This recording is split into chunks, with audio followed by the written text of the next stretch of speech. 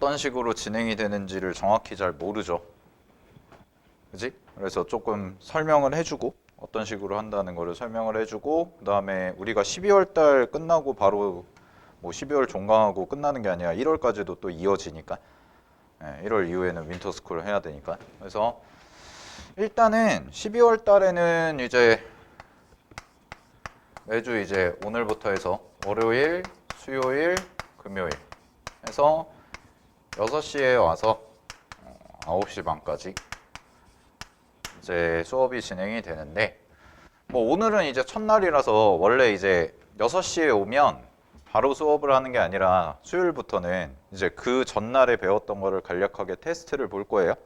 알겠죠? 한 20분 정도 해가지고 문항수는 뭐 8문제에서 10문제 정도 해가지고 그 전 시간에 배웠던 걸 해서 6시 반까지는 이제 간단하게 테스트를 보고 그런 다음에 이제 쭉 수업해가지고 수학상, 수학하 이런 식으로 해가지고 하는데 아무래도 수학상이 좀 양이 많아요. 수학하보다는. 그래서 수학상을 좀 더 비중을 높게 해가지고 또 당장 이제 1학기 때 내신 보는 게 수학상이니까. 그지? 그래서 나갈 거고 이제 빠르게 우리가 이제 4주죠. 4주 동안에 걸쳐서 교재는 이제 뭘 할 거냐면 거기 고쟁이 있지. 내신 고쟁이를 할 건데 고쟁이 상하를 할 거야. 고쟁이 상하를 할 거고 이제 여러분들이 뭐 수학 상하를 공부를 해봤죠? 그래도 아예 생판 처음까지는 아니잖아.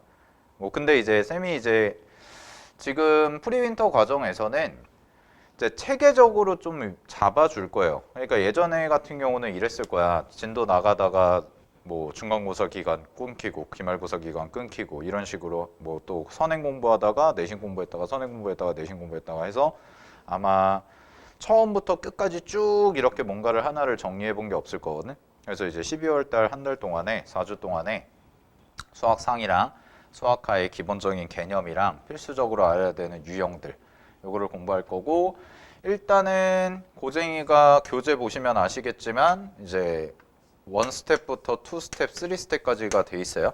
이렇게가 돼 있는데 이제 1, 2까지는 우리가 다 12월 달에 다룰 거예요. 1, 2까지는 12월 달에 다 다루고 3스텝이 이제 뭐 최고 난도 문제다라고 해서 좀 있는데 요거 같은 경우에는 이제 주로 1월 달에 별도로 해가지고 다룰 거니까 일단 2스텝까지도 해. 근데 2스텝도 만만치는 않거든. 문제 보면은 1스텝은 이제 기본 문제들이긴 하고 그래서 요거를 가지고 이제 깔끔하게 좀 정리를 할 거고 그 다음에 이제 여러분들이 좀 확실하게 아셔야 되는 게 이제는 고등학교 수학 선행이니까 이제 고1이잖아. 고1이니까 중학교 때 수학이랑 전혀 달라요. 공부해보면 알겠지만 문제 스타일도 다를 거고 학교를 뭐 일반고를 가든 아니면은 뭐 자사고나 특목고나 기숙형 학교나 이런 데를 가든 간에 학교 시험 자체가 기본적으로 우리가 이제 목표로 하는 거는 1등급을 목표로 가야 되기 때문에 웬만하면은 이제 일반고에서는 다 맞춘다라고 생각을 하셔야 되고 그 다음에 조금 시험이 어렵게 나오는 학교들 같은 경우에는 시간 내에 풀기가 되게 만만치가 않아요. 그러니까 50분 안에 거의 20문제 내외를 풀어야 되는데 그 20문제 내외를 푸는 게 그냥 알고 있다고 해서 문제가 풀리는 게 아니거든. 그걸 시간 내로 풀 수 있는 게 아니야. 니네가 만약에 학교 시험지를 쌤이 여러분들한테 드리잖아요. 학교 시험지를 여러분들한테 드렸을 때 시간 제한 없이 그냥 풀어봐 라고 얘기하면 정말 까다로운 한두 문제 제외하고는 웬만하면 다 풀 거야. 이제 공부를 하고 나면. 근데 이제 문제는 뭐냐면 학교 시험은 50분이라는 시간 안에 20문제 내외를 풀어야 돼. 그러면 여러분들이 아마 시험지 체제에서는 익숙하지가 않을 텐데 그 만만치가 않아요. 실제로 해보면 한 두세 문제 못 풀 가능성이 생겨. 연습 안 하시면. 알겠지? 정말 시험이 쉽게 나오지 않는 이상. 그러니까 일단은 기본적인 마인드 세팅 자체를 지금부터 나가는 선행 과정에서는 그러니까 고등수학 과정에서는 우리가 이제 체계적으로 좀 정리를 해야 돼요. 사실 이제 고등학교 때까지만 해도 그러니까 중학교 때 고등과정 선행 나올 때까지만 해도 체계적으로 정리가 안 돼 있을 거란 말이야 이게. 알겠니? 좀 나가다 말다 이런 식으로. 그래서 체계적으로 좀 정리를 할 거고 쭉 이어져서 하나하나 좀 꼼꼼하게 기본적인 틀 잡아야 되고, 두 번째는 이제 뭐냐면 이제 풀이 과정에 대해서 그냥 단순하게 문제를 푼다, 뭐 한다 이게 아니라 쌤이 이제 첨삭이나 이런 걸 통해서, 이건 겨울방학 때까지도, 겨울방학 되면 1월달 되면 시간이 좀 더 여유가 있으니까 학원에 있는 시간이 좀 더 기니까, 근데 풀이 과정에 대해서 쌤이 이제 첨삭을 할 거거든. 풀이 과정에서 첨삭을 할 건데, 뭐 모든 문제를 다 첨삭하지는 않아요. 모든 문제를 다 첨삭하지는 않고 주요 문제들을 그날 뭐 예를 들어서 나머지 정리를 나갔다. 그럼 나머지 정리에 대해서 한 4-5문제를 내가 뽑아 이게 해줄 거야. 그러면은 해석 노트라는 걸 줄 거거든. 그럼 해석 노트라는 걸 줄 거고, 그 문제가 갖고 있는 의미, 그러니까 문제에서 물어보고자 하는 게 뭐고, 그 다음에 이걸 물어보고자 하는 거를 가지고 그럼 내가 써야 되는 게 뭐고, 그 다음에 중간 풀이 과정은 어떻게 되고 답을 도출하는 과정까지는 어떻게 되는지. 그러니까 이거는 이제 문제에 그냥 흔히 말하는 답을 맞춘다가 아니라 체계적인 어떤 풀이 과정에 대해서 여러분들이 주중에 계속 연습을 하셔야 돼요. 그래야 그게 체화가 돼야 여러분들이 어떤 문제가 나와도, 뭐 시험장 가보면 나중에 아시겠지만 니네가 보지 못했던 문제가 나올 수가 있거든.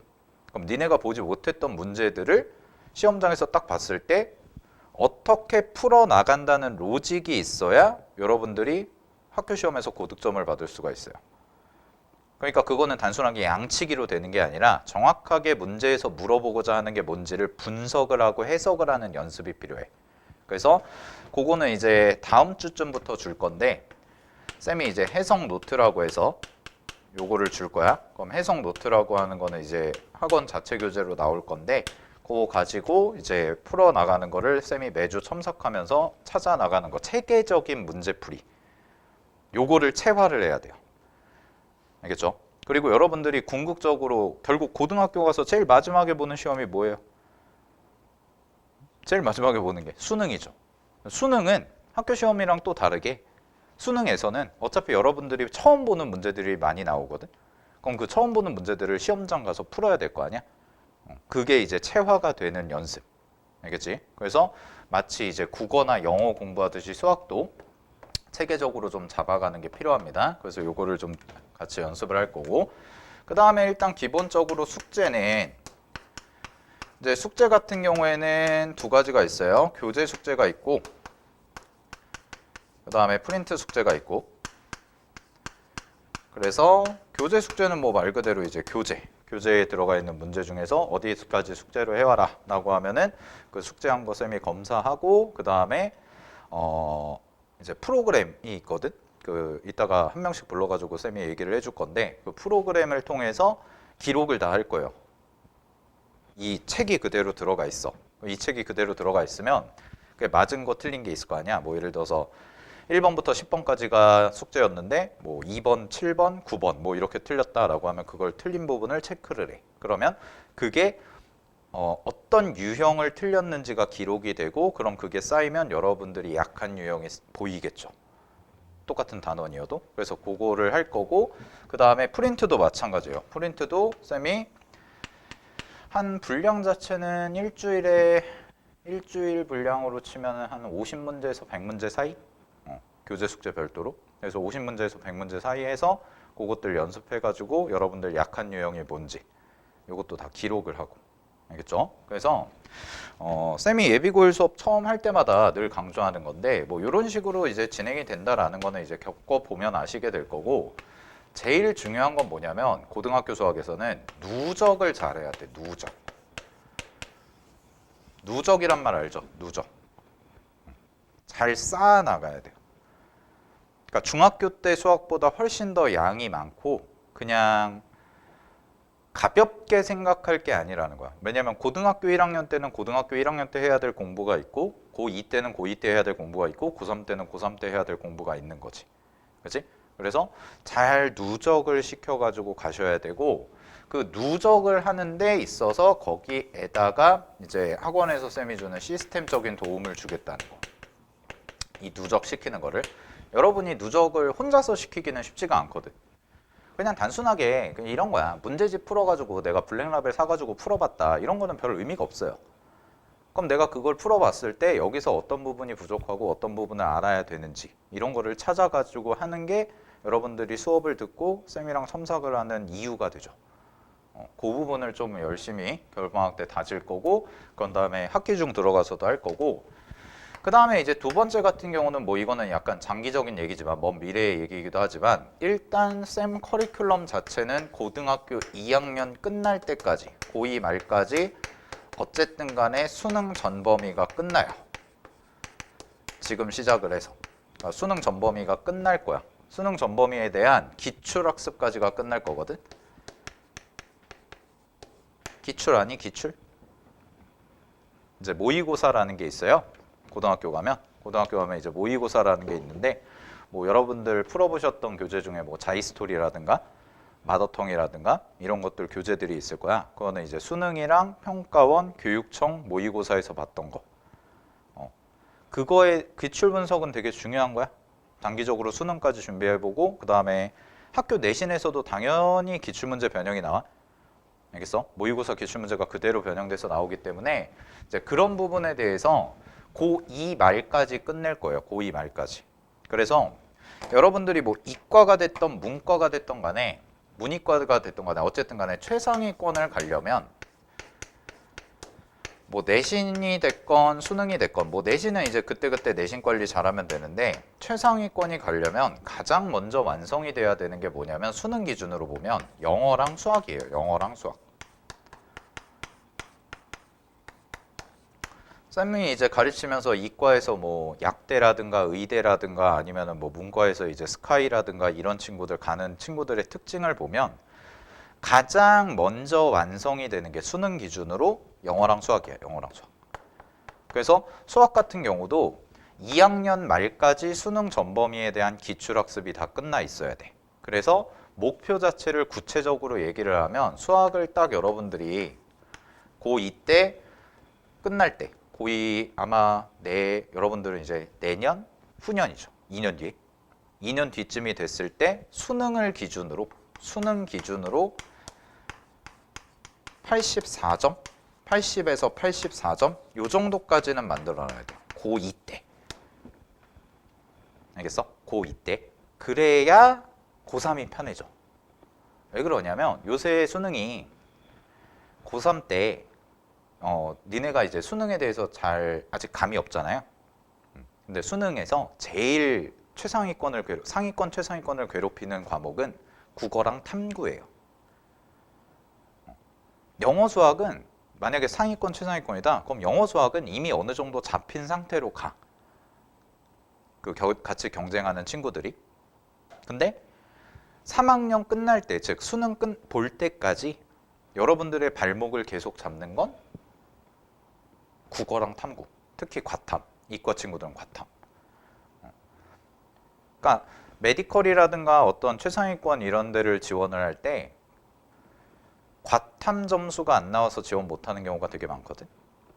그러니까 3학년 때는 영어나 수학에 대한 공부 비중, 뭐 물론 수학은 뭐 중요하니까 많이 풀어봐야 되는데, 그때 되면은 이게 완성이 되잖아. 그럼 3학년 되면은 수업을 많이 들을 필요가 없어요.